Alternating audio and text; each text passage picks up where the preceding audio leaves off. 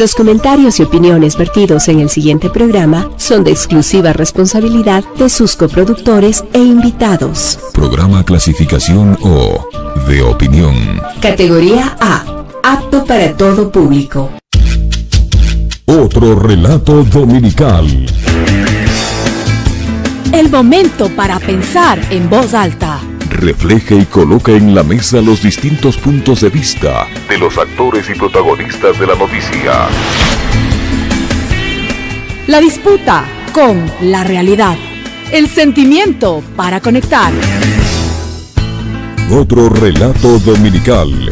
Con Orlando Pérez. Bienvenidos. Hola, ¿qué tal? Bienvenidos y bienvenidas a otro relato.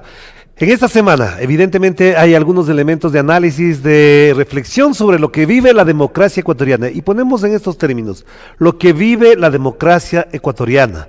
Porque en función de lo que hacen actores políticos, económicos, sociales, hay toma de decisiones que valen la pena considerar. Una de ellas, el rol que está jugando, por ejemplo, la vicepresidencia de la República del Ecuador. ¿Hasta qué punto tiene sentido? ¿Hasta dónde vale la pena sostener esta institución? Cuando hay personalidades como el señor Daniel Noboa, que coloca a la representante de la vicepresidencia en un puesto en Israel o en Turquía. ¿Para qué? ¿Por qué? ¿Con qué propósito? ¿Hasta dónde incluso el reemplazo que le pusieron en un acto ilegal, ilegítimo, no sostenido necesariamente por la legalidad, puede significar que la persona que la han colocado ahí, a reemplazar a Verónica Abad, cumple efectivamente esa labor, la de vicepresidenta de la República del Ecuador? En función de eso, hemos invitado a la vicepresidenta de la República del Ecuador, a la señora Verónica Abad, para conversar, reflexionar sobre lo que está pasando en la democracia. Pero no dejamos de mencionar lo ocurrido en esta semana con respecto a la exministra de Energía, Verónica Arrobo. ¿Qué pasa con ella? La carta que publicó y que se hizo viral en redes sociales da cuenta de dos cosas fundamentales. Un sistema, un régimen de persecución a quienes no coinciden o no aceptan las órdenes del presidente de la República en función de intereses estrictamente proselitistas. Y segundo, en esa carta, si se hacen públicos, y ya algunos conocen los chats entre el presidente de la República, Daniel Noboa, y la ministra Arrobo o exministra Arrobo, dan cuenta de que el principal responsable de los cortes de energía, de los apagones, es el presidente de la República. Y de eso tiene que dar cuenta él, ante la historia, ante el país y sobre todo frente al costo, al impacto que ha causado estos apagones. 7.500 millones de dólares eran hasta el 23 de noviembre. Algunos hablan que ya terminando diciembre podría superar el impacto de los 8.000 millones de dólares que se impactan, digámoslo así, reiteradamente en la economía nacional. Mucho más de lo que significó el feriado bancario en el año 2000.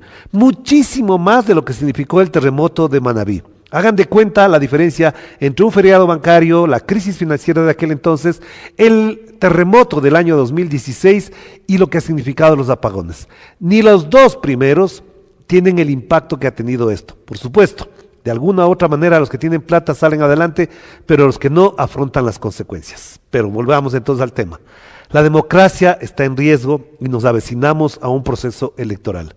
¿Hasta dónde lo que hemos vivido en este año de gobierno de Daniel Noboa va a incidir en una efectiva y sobre todo una responsable decisión de los ecuatorianos el próximo 9 de febrero? De esto también queremos conversar en pocos segundos ya con la vicepresidenta del Ecuador, la señora Verónica Abad. Otro relato dominical. Con Orlando Pérez. Y estamos con la vicepresidenta de la República del Ecuador, Verónica Abad. Verónica, qué gusto conocerla personalmente y además agradecerle por participar de este diálogo. ¿Cómo se encuentra usted? ¿Qué tal? Orlando, muy buenos días. Qué gusto poder compartir con ustedes y todos los ecuatorianos este espacio muy especial, que yo sé que tiene gran audiencia y pues estamos para poder disfrutar también y compartir buena información. Claro. Una pregunta que quisiera hacerle de entrada es ¿por qué quiso ser vicepresidenta? ¿Qué les llevó a estar en esta instancia con todo lo que ha venido antes y después del nombramiento, de la elección y de los acontecimientos que ha vivido ya? Bueno, mi amor por el pueblo ecuatoriano siempre fue desde muy pequeña, desde muy joven.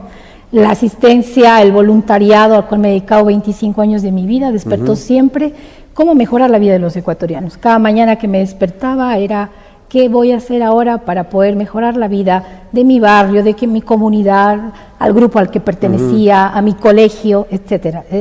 Así me formé 25 años de mi carrera política en el servicio realmente social, que esa es una parte muy fuerte. Pero cuando a usted le llama Daniel Noboa, ¿qué le propone? ¿Qué le dice? Conocí a Daniel Noboa en el tema de la mesa de desarrollo económico, siendo presidente y asambleísta, ¿no? Ajá. Por lo cual yo venía de un proceso, de hecho, estudiando en Alemania, en Colonia, en donde estudié mucho el desarrollo económico alemán, ajá, y posterior a ello Israel, con la innovación, la tecnología. Por lo tanto, era una parte muy importante cómo relacionar esta política pública hacia las mujeres y jóvenes. Yeah. Y por eso le conocí a Daniel. Yeah. Y de hecho la propuesta en política pública, en el desarrollo económico para las mujeres, recordemos que yo soy una mujer cabeza de hogar, por lo tanto mi vivencia hizo que traspase esa necesidad al resto de mujeres y jóvenes. Claro. Me enfoqué en eso y pues ahí la conocí. Entonces era importante que esa política pública sea indispensable para Ecuador y para los jóvenes como respuesta. Y ahí entonces emprendí. Él me conoció así, con esa propuesta, ¿cierto?, con la manera de poder aportar al país.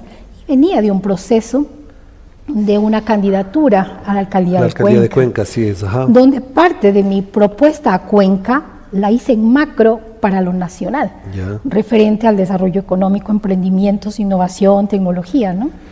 Y bueno, esto era un aporte, obviamente el presidente de la República, inteligente, entendió que era importante la figura de la mujer azuaya, de la mujer serrana, para poder aportar a una campaña ¿Usted no política. Se habían visto antes del año 2023? ¿No se conocían personalmente antes del 23? No, es decir, en el tiempo que él era estaba de asambleísta, ¿no? Es el momento que le conocí. ¿Y qué le dice en concreto? ¿En qué momento le dice, yo quiero que seas mi vicepresidenta para lidiar en estas elecciones? ¿Cómo se siente usted? ¿Qué le responde? Primeramente, contenta de saber de que la propuesta, porque en torno a eso giró, una propuesta de hacer la parte social y encargarme de la parte social, que era mi pasión. Entonces, por supuesto, ¿cómo no voy a servir a mi país en este ámbito que tanto he trabajado durante tantos años y el conocimiento? Entonces, mi propuesta fue, quizá Daniel, mira, yo te puedo servir más en el tema asamblea. No creo que sea para vicepresidenta, yo sé que puedo hacer más dentro de una asamblea nacional, porque la política pública, el corazón es la Asamblea Nacional, para el poder manejar y impactar lo que era mi propuesta y mi objetivo. Yo, sin embargo, él insistió con que sea vicepresidenta y que Azuay obviamente es la parte representativa, y en ese entorno pues vamos a proponer el tema de la propuesta social y listo, ¿no? Entonces acordamos que esto iba a ser así. Pero Verónica, cuando arranca la primera vuelta, obviamente se llevaban muy bien, participaban conjuntamente, pero ya en la segunda vuelta, cuando pasa a ser finalista, el binomio Noboa, ya no se les ve juntos. ¿En qué momento se rompe eso? ¿Cuál es el motivo? ¿O simplemente se congelaron las relaciones? ¿Cómo le explica al país esto? Siempre le hago la pregunta al mismo presidente de la República, ¿no? ¿Por qué me persigue? ¿Cuál es su razón por lo que se ha emprendido esta persecución sistemática que demuestra un odio en realidad profundo? No sé si al género, no sé si a lo que significo, no sé si a lo que propongo. En realidad no lo sabemos, y siempre invito al presidente que pueda hablar a los ecuatorianos de manera honesta. Ya estoy aquí, dígalo, pues esperemos que lo pueda hacer para que el pueblo ecuatoriano pueda entender. Pero en el tema de la segunda vuelta, obviamente hubo un cambio muy fuerte por justamente la muerte del candidato Villavicencio, ¿no? En donde ese tablero político fue totalmente cambiado en ese momento, y de acuerdo, un rato menos pensado, me mandó para afuera a hacer campaña política, haciéndome cargo del tema migratorio que yo poco conocía. Sin embargo, en torno a la paz de un equipo de trabajo, fui a hacer la campaña política fuera, tanto en Europa como en Estados Unidos. Así es, y pues se hizo un gran trabajo, ¿no? Después, como se hizo un buen trabajo, poco a poco me fue quitando, ya no era Estados Unidos y Europa, después solamente fue África y Oceanía. Claro. Pero Verónica, en función de todo esto que estamos hablando y en función de lo que implica para el Ecuador un cargo de alta responsabilidad como es la vicepresidencia de la República del Ecuador, en la segunda vuelta no se percibe precisamente ese divorcio y esa diferencia que había entre ustedes dos, y por el contrario lo que se ve es que él es el protagonista de esa situación, pero al mismo tiempo, al ser enviado usted hacia Europa, América Latina, Estados Unidos en la campaña electoral, pierde el protagonismo y de todas maneras ganan. ¿A usted le sorprendió que incluso una campaña no tan sólida, no tan fuerte, les diera el triunfo? ¿A qué atribuye desde su lado, desde su perspectiva, el aporte que usted hizo para el éxito y la victoria de Daniel Noboa? Bueno, se cumplió lo que él propuso, ¿no? Es decir, la figura femenina en el tema de Sierra y en el tema de Oriente dio su resultado. Yo trabajé extensamente en las dos regiones y ganamos, tanto en primera como en segunda vuelta. Al señor presidente le dio la ganancia la votación de la Sierra y del Oriente, específicamente, ¿no? Porque en la costa se perdió todo.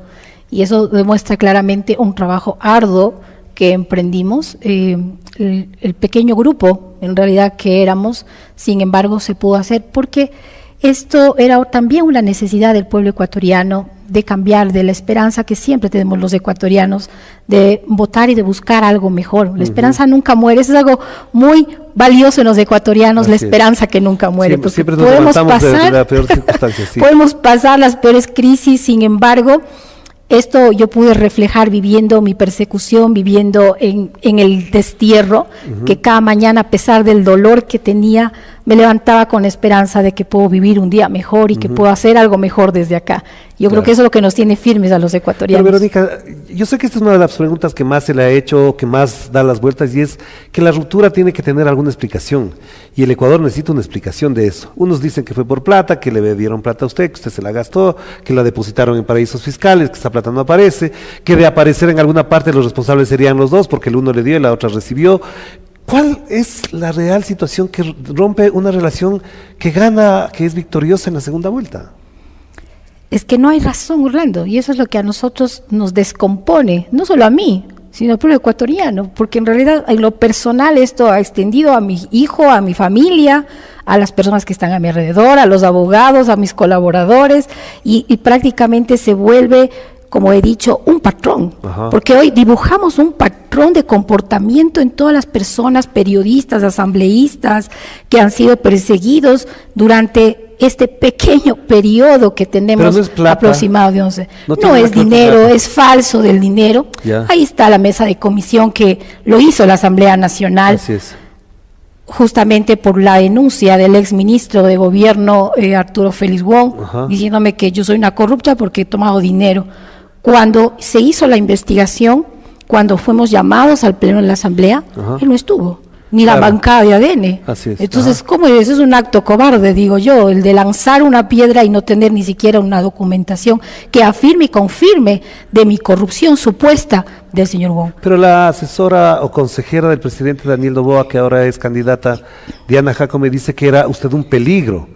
¿En función de qué ella asumiría esa perspectiva, esa advertencia de que Verónica Abad puede constituirse un peligro para el gobierno de Daniel Noboa? Ya era un peligro en calidad de candidata, no era un peligro.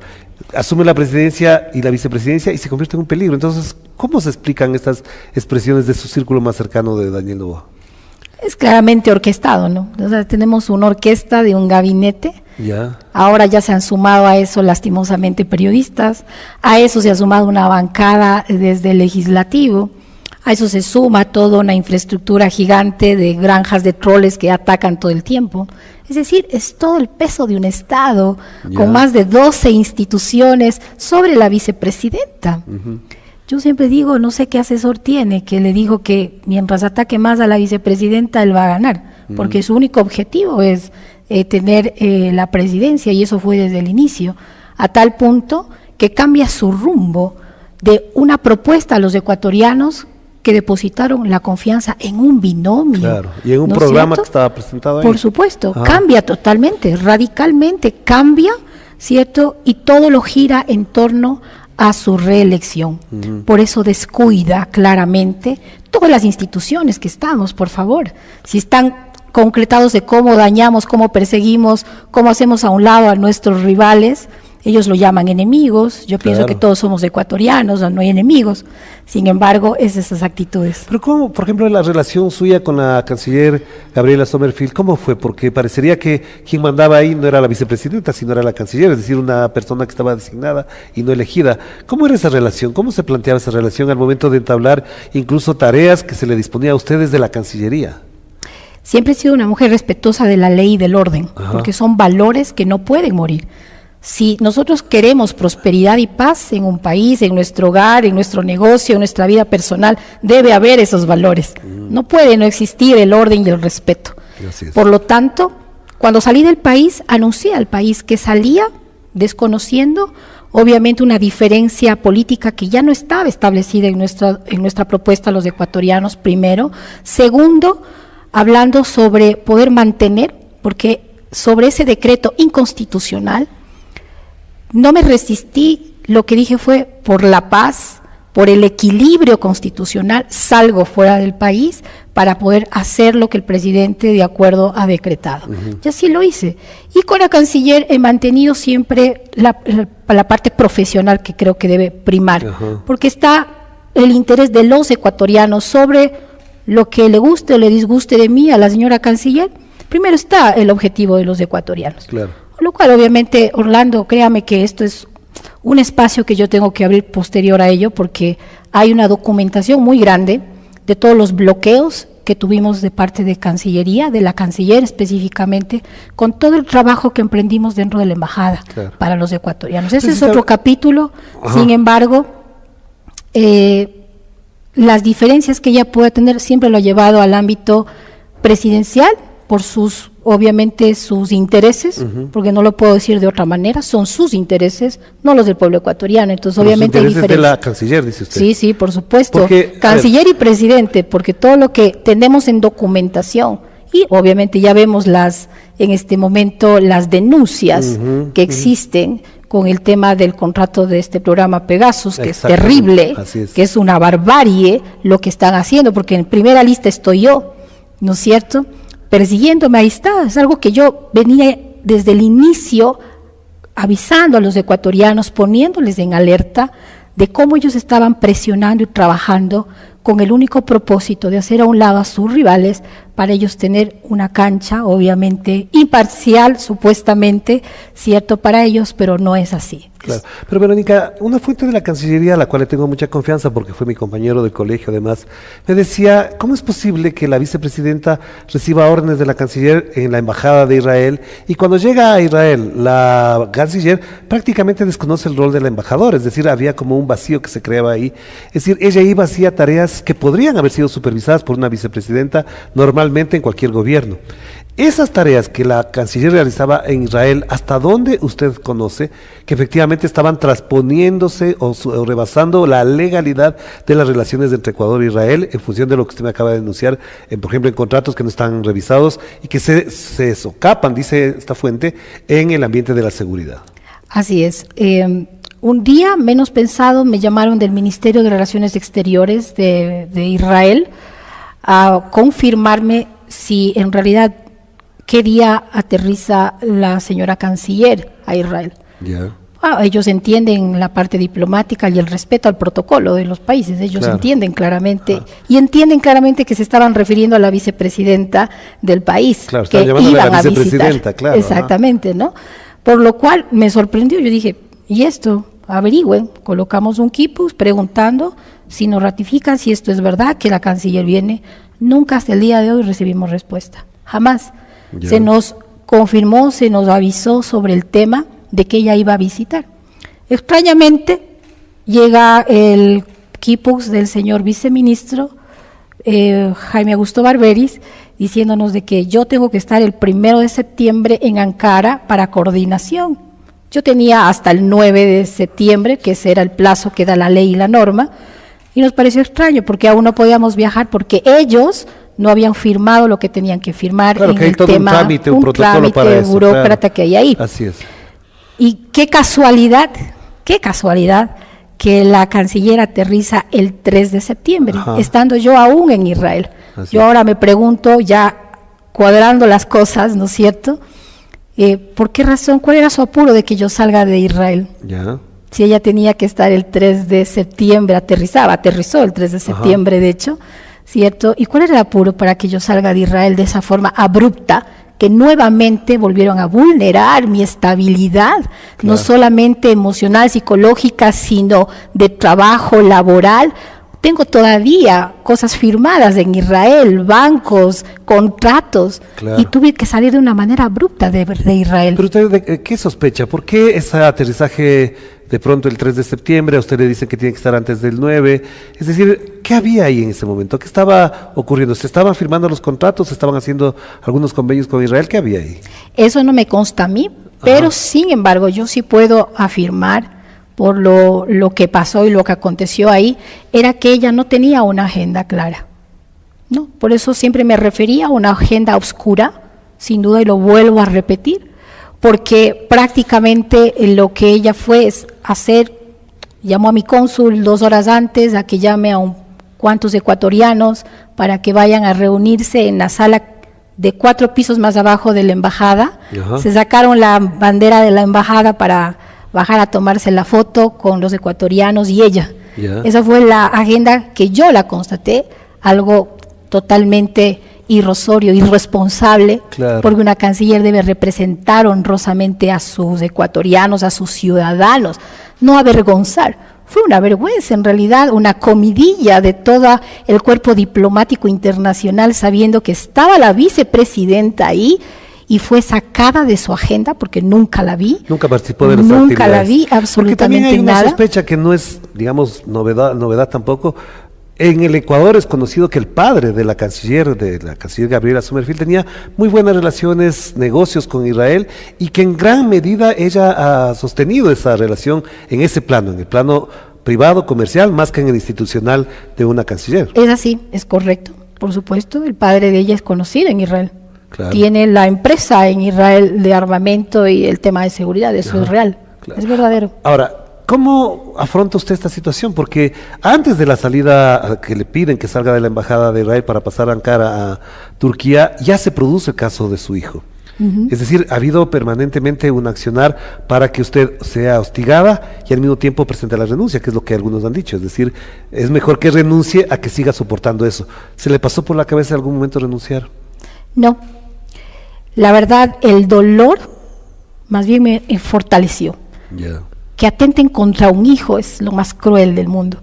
Yo pude ver en carne propia la maldad de un ser humano, ¿sí? Que traspasa todo. O sea, esto no me venga... le salió lo cañari. O lo auca que decimos nosotros en Cuenca, los cuencanos, ¿no? Es decir, era impensable que por más enemigo que yo pueda tener, atentar contra tu hijo. Es lo más bajo, es lo más ruin. ¿Sí? Es una canallada lo que le hicieron a mi hijo, usando el allanamiento, sin pruebas algunas, llevándolo a la roca, a someter, para desde ahí empezar a amenazarme por teléfono que van a matar a mi hijo si yo no renuncio. ¿Quién le amenazaba? Lo más bajo, llamadas obviamente anónimas, porque aquí todo es anónimo, aquí todo es reservado, aquí todo es oculto, todo es medio en privado, ¿no? Nada es transparente en este gobierno. Pues eso tuvieron la bajeza de hacer. De hecho, eso le consta a mi abogado, que tenemos filmadas las entradas de las llamadas constantes en un hostigamiento. Cada segundo entraban mensajes, lo tengo filmado, ¿cierto? Del ataque que tuve en mi teléfono, en mi celular. Y obviamente este dolor gigantesco, hoy veo que viven varias personas. La exministra Robo acaba de dar el patrón exacto cómo fue también sometido mi hijo, y que es inocente, y que ellos van a tener que pagar y llevados a la justicia por la canallada que le hicieron. ¿Quién dio la orden a que se le envíe a la roca? ¿Quién dio la orden para que le mantengan 2 meses después que se dé la consulta popular?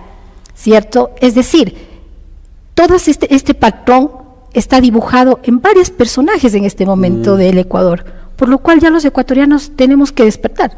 ¿Y hasta dónde es cierto que una persona muy allegada a usted, que no sé si es verdad, pero que tenía algún tipo de relación afectiva con usted, estaba involucrado en eso y que también por esa vía le quisieron atentar, le quisieron hostigar? Eso del novio que él se inventó no es cierto. Yo no Ya. tengo novio, y si tuviera, no tuviera ningún problema. Soy una mujer que tengo 12 años de divorcio, Claro. ¿cierto? Mi vida sentimental la he dedicado a trabajar y a mis hijos, específicamente. Una mujer de mucho Pero orden. utilizaron ese recurso, digamos que si no es cierto es muy bajo además. Es que eso le digo es ruin. O sea, usted con esta persona no tenía ningún tipo de relación. No Ya. lo tengo. Y si tuviera, como les digo, no tengo por qué esconder Claro, nada. Mi vida es claro. transparente Ajá. y clara, como Claro. debe ser. Pero eso es cualquier cosa. Es como, pero es como el presidente se refiere ahora junto a su bancada de que yo soy una narcotraficante, de que yo soy una corrupta, sin el menor pudor. Un asambleísta, qué vergüenza, hablando supuestamente de política. Eso es insultar, eso es que han caído en lo más Claro, bajo. claro. Ya no es política lo que hace la bancada de ADN en este momento. Insisto, ¿cuál es el peligro que representa Verónica Abad para el presidente Daniel Noboa si es que llega a ocupar la presidencia temporalmente en función de la licencia que debe acogerse en calidad de candidato? ¿Cuál es el riesgo que corre ese sector para que le tengan tanto miedo o tanto acoso? El momento que tengamos que transparentar, ya lo he dicho varias veces, Sí, Orlando, ajá. porque es importante. Sí.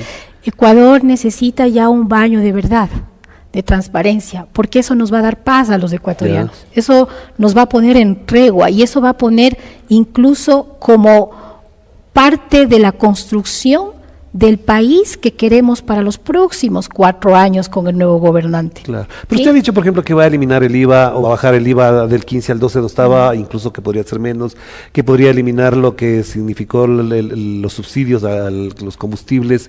Esas medidas no cambiarían radicalmente porque la situación tampoco es que ha mejorado ni con el IVA ni con la eliminación de los subsidios. ¿Qué entonces hay detrás? ¿Qué se oculta? ¿Qué sabe usted que podría tambalear el piso, el andamiaje político que tiene Daniel Noboa? Yo me debo a lo que propuse, Orlando. Ya. Y eso voy a ser muy enfática con los ecuatorianos porque mi bandera ya la tengo. Ya. ¿Sí? Y lo que propuse no es el alza de impuestos, no es haber quitado los subsidios a los combustibles, Ya. no es haber sometido al país a una crisis energética la que tenemos ahora, no es haber subido el porcentaje de migración que lejos de cualquier número en la historia hemos sobrepasado en este momento. Solamente en el mes tema de de migración. octubre y noviembre se han ido 15,000 personas. Es increíble, o sea, es Ajá, sí tremendamente dolorosa esa realidad para Claro. los ecuatorianos. Pero entonces, en realidad, ¿qué pasó con lo que prometimos? Pues, Ya. sí, entonces yo me debo a lo que prometí a los ecuatorianos. Y cuando hablo de los impuestos, hablo de una revisión de los impuestos. Porque los ecuatorianos estaríamos de acuerdo y contentos si nos subieron 3 puntos del IVA y ya no nos maten pues afuera, Claro. en la calle. Que no haya la masacre que hubo ahora recién en el Guabo. Así es. Que no exista la matanza que todos los días vemos y acontecemos. Que tengamos la oportunidad de trabajar, que tengamos la oportunidad de producir, que tengamos la oportunidad de que los padres de familia puedan llegar a por lo menos al fin de mes con sus deudas y con sus arriendos y pagar por lo menos la educación de sus hijos. Claro. O ¿Usted sea, les pediría la renuncia a todos los ministros que estarían en ese momento en el gabinete de Daniel Noboa? no, creo que lo responsable es pedir cuentas a los ministros primero Ya. de qué es lo que han hecho en este año, cómo han usado el presupuesto de los ecuatorianos, qué resultados han dado en el manejo que ellos tienen. Y este proceso tiene que ser transparente, tiene que estar el Contralor General del Estado como el testigo de lo que los ecuatorianos, el gabinete lo está haciendo, y Claro. que los ecuatorianos tenemos que tener ese baño de verdad. Tiene que estar presente la prensa en donde se pueda transparentar. Entonces, Claro. con esa información transparente, pues el pueblo ecuatoriano obviamente verá pues si sigue o no sigue, o nos ha dado resultados o no. Pero, por ejemplo, una canciller como Gabriela Sommerfield, con la cual usted ha mantenido este tipo de relación que nos comentaba hace pocos minutos, no se mantendría un cargo al frente con usted. Digo que por dignidad ella podría hasta renunciar, debería Por renunciar. supuesto, creería que lo sensato, la línea, ya que ellos dicen que no comulgan con mis valores y principios, o viceversa, ¿no es cierto? El ex viceministro Torres dice que no comulga, yo no comulgo con los valores de ellos. Yo diría sí, yo no comulgo en realidad con Ajá. ese desastre, yo no comulgo, nunca he sido parte de la decisión, de la toma de decisiones Por lo tanto, yo tengo que transparentar, tengo que saber qué cojo con el país, pues, Claro. ¿no es cierto? Esa es la forma responsable de tomar las riendas de un gobierno responsable. Claro, pero tendría apenas 40 días. En el hipotético caso de que esto ocurriera, tendría 40 días. ¿Qué cree que en el Ecuador se tiene que corregir con urgencia, dado que hay una crisis energética, una crisis económica, una crisis migratoria, una crisis de inseguridad, una crisis institucional? ¿Cuál sería la medida urgente y emergente que hay que tomar? Primero en el tema político, que es lo que interesa a los ecuatorianos para los próximos 4 años. Ajá. Es decir, garantizar a los ecuatorianos un proceso claro, transparente, equitativo en el momento del proceso electoral, Ya. es decir, en donde no se maluse la infraestructura y los recursos públicos de los ecuatorianos Ajá. para ayudar a un candidato de la República. Obviamente esto es lo que quiere el presidente, ser un candidato presidente, Claro. usando los recursos de los ecuatorianos cuando los recursos deberían estar enfocados en lo que deberemos hacer. Ya, Primero. eso sería Segundo, primero, ajá. ponerme al frente, porque eso es lo que se necesita, ponerme al frente de un tema eléctrico, ponerme al frente como mandataria en el tema de lo que estamos pasando de la seguridad. Ya. ¿Qué quiere decir ponerse al frente? Bueno, es primeramente analizar con los conocedores, con aquellos que pueden guiar si estamos haciendo bien o estamos haciendo mal lo que está Claro, pasando ajá. al frente. Eso es el tiempo que tenemos, este corto tiempo de transición, pero que tiene que ser responsable, porque yo creo que recobrar la confianza del pueblo ecuatoriano en sus gobernantes tiene que ser paso a paso, no va a ser de la noche a la mañana jamás. Lo que va a ser sí es el inicio de saber de que estamos actuando responsablemente en lo poco tiempo que tengamos, pero que quede de referente a los que vienen, al Pero que claro, viene. usted menciona esos elementos, pero ahí hay cosas que toma decisiones un presidente o una presidenta y son decisorias. Por ejemplo, mantener el alto mando policial y militar lo sostendría en función de que no han sido, digamos, eficaces en lo que plantearon el 9 de enero. Es decir, lo mantendría el alto mando militar y policial. Las Fuerzas Armadas, tanto como el conjunto de la Fuerza Pública, de la Policía Nacional, tiene que también, obviamente, rendir cuentas, Ya. ¿sí? Es decir, si en realidad ha sido dado el presupuesto que se supone por lo cual estamos pagando impuestos. Así es. Ellos tienen que responder y tienen que decir la verdad, si el gobierno les ha dado para su armamento, para tecnificarlos, para la logística, ¿cierto? Porque sabemos que tenemos que actuar con mano fuerte, con mano firme ante la criminalidad. Claro. O sea, no podemos Porque estar con incluso, medias fíjese, tintas. Tengo compañeros también del colegio que están en las Fuerzas Armadas, uno de ellos en la Fuerza Aérea, me decía, desde el año 2017 nos toca comprar los uniformes, no nos han dado Yo he sabido uniformes, eso, correcto. el mantenimiento de ciertas naves, aeronaves, pertrechos militares están en deterioro, es decir, acaba de fallecer una piloto porque parecería que el daño estructural era por falta de mantenimiento de ese Ajá. avión o esa avioneta. Es decir, hay unos problemas también de orden económico para el funcionamiento de la seguridad que parecería que en el gobierno no han actuado de manera efectiva. Por supuesto, yo creo que nuestra tropa de las fuerzas militares son las primeras que tienen que ser, obviamente, hay que devolverles la confianza a ellos, ¿no? Porque ellos son los que están realmente al frente. Claro. Ajá. ¿Sí? Y yo creo que devolverles la confianza y la fuerza a ellos es muy importante en mitad de todo Ya. esto. Ahora, entonces, en función de que esta probabilidad exista, digamos, está pendiente solamente una decisión de un juzgado, de una jueza, en este caso, que quedan horas nada más para esa decisión. De ser al contrario, de no favorecer en función de lo que usted está planteando, usted se quedaría sin función de 150 días, que ya van, creo, 10 o 15, no me acuerdo. ¿Qué va a hacer en ese tiempo? Si es que Seguir no- insistiendo, Orlando, yo tengo fe, porque si no tenemos justicia estamos hablando de un Estado fallido y yo creo que tenemos que luchar todos los ecuatorianos a que eso no suceda. Y eso lo demostraron los amigos Curiae, que de todas las partes del país, de la academia, de los conocedores, de los expertos, de todos los constitucionalistas, de la gente que ama su patria, porque Claro. el ecuatoriano ama su patria, Así es. se siente ofendido por lo que está. No es la lucha de Verónica Abad, Ya. es la lucha por ese Estado de Derecho, por la democracia que representa el orden jerárquico, el orden de autoridad, el orden en realidad de toda la institucionalidad que en este momento está siendo atacada a través del terror y el miedo con este patrón que persigue el Ejecutivo. Pero a ver, si es que no sale a favor lo que tendría que decidir la jueza, ¿qué otra instancia le queda a usted? ¿Hasta dónde puede llegar? Tendríamos que hacer una apelación. Sabemos que ya la Corte Constitucional ha aceptado tanto el pedido de la Asamblea Ajá. como el pedido de nuestro primer acción de protección que nos fue negada, ¿no es cierto? Ya fue elevado desde la Corte del Pichincha hacia la Corte. Entonces esperamos que ya las instituciones que son en realidad parte del Estado de Derecho pongan orden en lo que está pasando. Si logra pasar, obviamente, de la jueza, que yo quiero obviamente tener esa fe y esa certeza de que se va a actuar en orden de derecho y obviamente la parte de justicia, que es lo que pedimos los ecuatorianos. Pero, a ver, usted menciona una cosa que es muy importante, es trascendental, creo yo. Se ha ido configurando un patrón de comportamiento de parte de Daniel Noboa, su régimen, sus seguidores, etcétera, alrededor del modo en que trata, por ejemplo, a determinadas mujeres. Está Verónica Abad siendo vicepresidenta de la República, está su ex esposa, Gabriela Goldbaum, está también ahora se está hablando precisamente de Andrea Robo, que es la exministra de Energía, Alondra Santiago, por ejemplo, una periodista que fue sacada prácticamente del país.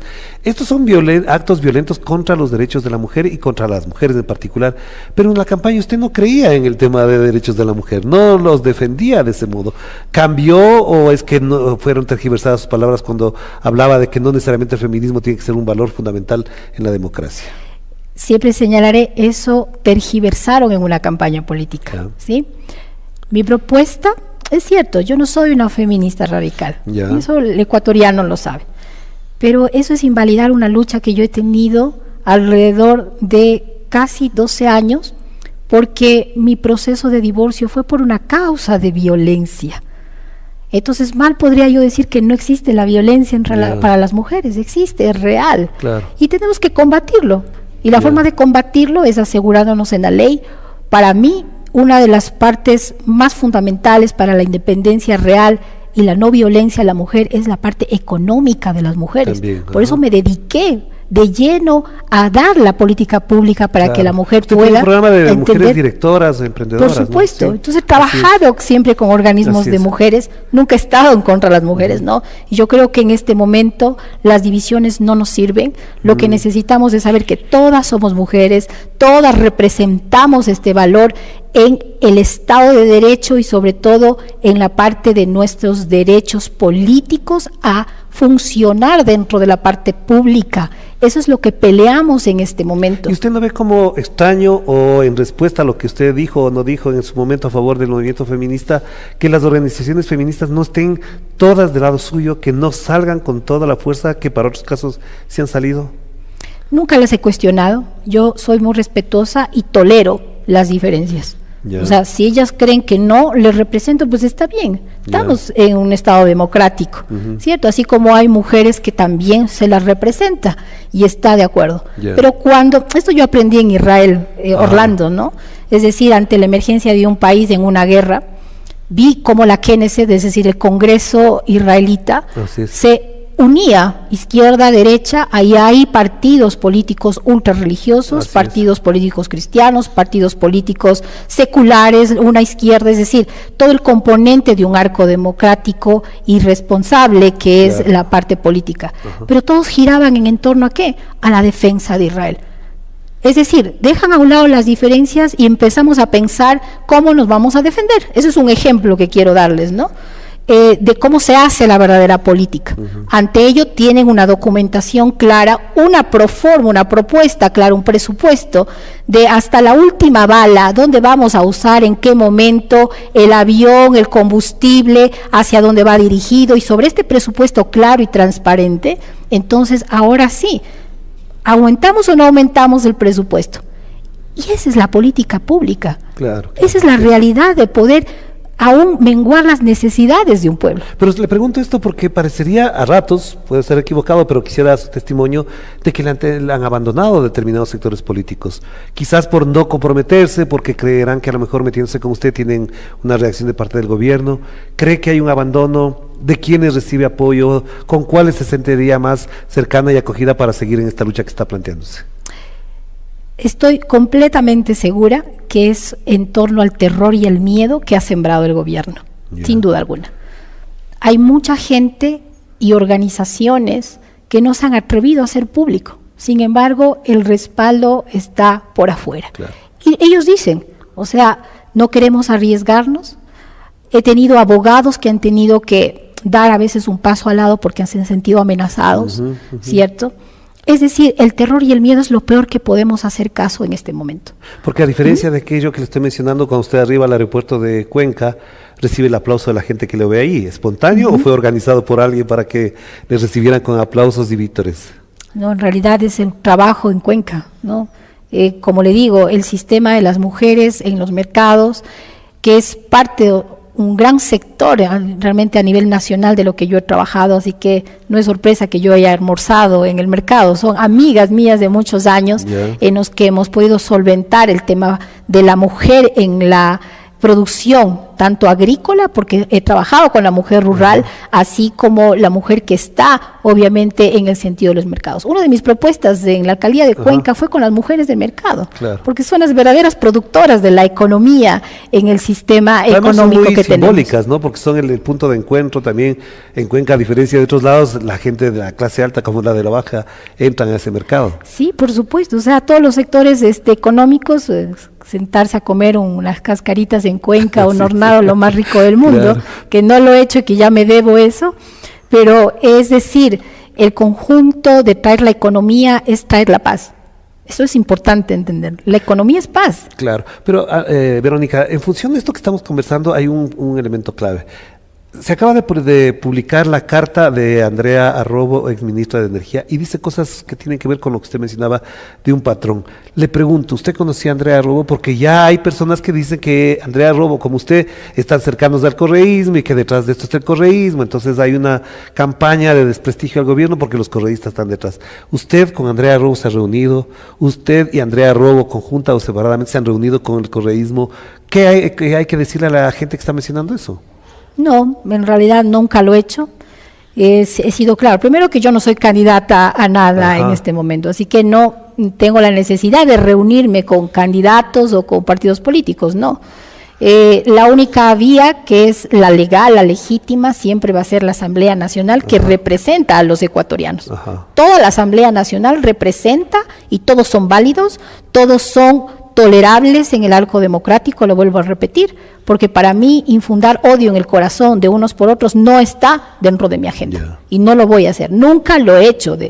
He podido ser contraria a las ideas del correísmo, sí, he sido crítica, sí, porque mi ideología y mi fundamento está en otro lado, sí, pero eso no quiere decir que tengo que andarles insultando y persiguiendo y odiando y haciendo que odien a la gente, no, eso llega muy por fuera de mis valores y principios. Lo que sí es, bueno, hagamos conjuntamente lo que tengamos que hacer. La diferencia, pero lleguemos a un punto en común. Cuando llega al gobierno, Daniel Noboa le presta su apoyo, le dice, cuente con nosotros, adelante. Es correcto. Si hay que hacer leyes conjuntamente, vamos a votar. Votan algunas leyes.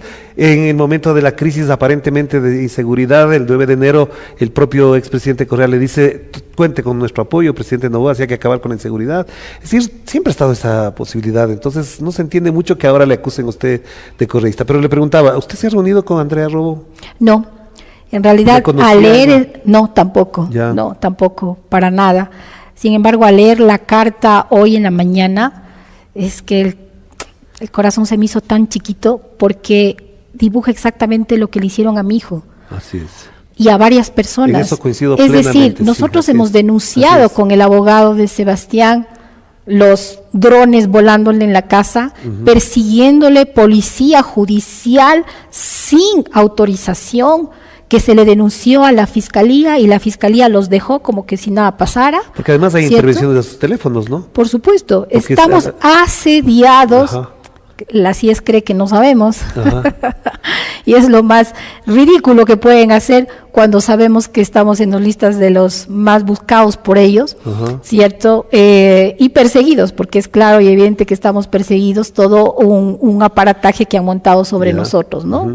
Y lastimosamente ahí están nuestros recursos. Yo vuelvo a hacer énfasis en eso, ¿sí? Nuestros recursos tienen que estar enfocados en la salud, en los que necesitan, en la pobreza, en la educación. Sin embargo, está montado en todo un aparataje que no es gratis, ¿cierto? Y obviamente trabajando en contra de una vicepresidenta y todo aquello que se les creen ellos que puede ser enemigos para ellos. Pero usted, por ejemplo, ¿no ha recibido llamadas o mensajes de solidaridad de Gabriela Golbán, por ejemplo? No, la verdad no tengo el gusto. Sin embargo, mi solidaridad como madre, sin duda alguna, de pasar semejante atropello judicializado con más de 48 juicios. Yo ya llevo creo que 9 juicios montados por él, ¿cierto? Y en realidad es penoso que una persona, en vez de usar su inteligencia, su capacidad para poner ideas, para levantar un país, tenga que usar la bajeza para poder bajar. O sea, es algo que no podemos tolerar los ecuatorianos. Para cerrar, yo tengo 2 preguntas, así como usted tiene una demanda por violación de derechos políticos y también por violencia política, ¿no es cierto? Eso está planteado. Esto, para quienes nos ven, para quienes nos escuchan y no le han escuchado a usted en este espacio, ¿qué significado tiene? ¿Hacia dónde va? ¿Qué implicaría que usted ganara esa pelea jurídica por derechos políticos y contra la violencia política? Tiene que quedar el referente para el mundo. El Porque hay un caso de castigo con Verónica eso. Abad, por supuesto, el caso de Verónica Abad, que es flagrante, se ha interesado el mundo entero de lo que está pasando en Ecuador. Tenemos un llamado de atención ya del Comité de la ONU por el tema justamente de la justicia que le preocupa, las persecuciones que se están dando dentro del país, ¿cierto? Y el rompimiento del Estado de Derecho que está teniendo el país. Claro. Por lo tanto, es preocupable en el tema de derechos humanos. Hemos retrocedido y eso es lo que queremos dejar, obviamente, al mundo entero, este precedente de que no podemos retroceder ante los derechos humanos que desde 1948 asiste a la humanidad para no cometer esos crímenes tipificados como es el odio infundado, para eliminar del camino a todo aquello que no nos agrada o no nos gusta. Entonces hay una ley, hay un reglamento, pues entonces apliquémoslo, y creo que mientras más nos resistamos a ese mal violento, pues nosotros tenemos que guardar obviamente la cordura, la razón y luchar con esa resistencia que caracteriza a los ecuatorianos de no hacer de nosotros lo que ellos quieran. Claro. Ahora, otra pregunta clave que no quiero dejar pasar es, en el caso de que usted ejerza la presidencia de la República, tiene 2 cosas ahí pendientes. Una, por ejemplo, es la situación con la Embajada y con el Gobierno de México. ¿Usted restablecería las relaciones con México? ¿Abriría de nuevo ese espacio para poder saldar una situación tan grave como la que ocurrió de invadir una embajada con las connotaciones que tiene? Por supuesto, en el momento que uno está en el ámbito de la diplomacia internacional y ser la vergüenza internacional, en donde yo tenía que mirar a embajadores, el de México exactamente, que era el presidente del GRULAC, del grupo de latinoamericanos en el tema de Israel, una vergüenza de ser la burla y la comidilla entre todo el cuerpo diplomático por haber asaltado. Yo cuando lo vi no lo podía creer lo que estaba pasando, porque yo decía, es como que me entren a asaltar a mí. No sé si a nosotros nos guste que nos asalten de esa manera nuestras embajadas, es decir, estamos invadiendo un territorio. Y ahora ya puedo hablar con libertad, porque en su momento la canciller me tapó la boca, ¿cierto? Me puso mordaza para que yo no hable del tema internacional y me refiera a México, y es más, tenemos una orden de no acercarnos absolutamente a México en ninguna parte, pero en mitad de esta connotación que deja de ser personal, está sufriendo miles de ecuatorianos. Claro. Debemos entender de que en ese tránsito hay miles de migrantes que están desamparados y huérfanos, porque ya no existen esas relaciones, las relaciones comerciales, las relaciones aún que tenemos del cambio, del intercambio que tenemos con México en el tema de la academia, que es muy importante. Es decir, estamos abandonando a miles y miles y miles de ecuatorianos. Claro, hay muchos procesos truncados. ¿Usted hablaría con Claudia Sheinbaum? Por supuesto. ¿Qué le diría? Presidenta, por favor, dialoguemos, conversemos, coordinemos, volvamos a tener las relaciones que hemos tenido siempre con el pueblo mexicano. Yo desde niña me acuerdo que mi padre me enseñaba a amar todo lo que venía de México. Yo crecí en un mundo de artistas, es decir, las películas, las canciones de México fueron grandemente impulsadas en Latinoamérica, y Ecuador también fue impactado por ese tema en un momento dado desde México como ejemplo para Latinoamérica en el ámbito, por decirte. Hay cosas que no pueden ser rotas por realmente una torpeza. Y frente a eso hay un elemento que está añadido, obviamente está añadido ahí, es el tema del salvoconducto a Jorge Glass. ¿Hasta dónde el gobierno ecuatoriano, si usted lo preside en enero, le va a facilitar el salvoconducto a quien ya fue considerado asilado político por parte de México? Yo no tengo que facilitar nada a nadie. Lo que creo es que eso ya está en un proceso judicial. Hay una justicia que está encargándose del tema. Lamentablemente México nos puso obviamente la demanda judicial. Claro. Ecuador tiene que defenderse ante lo que está.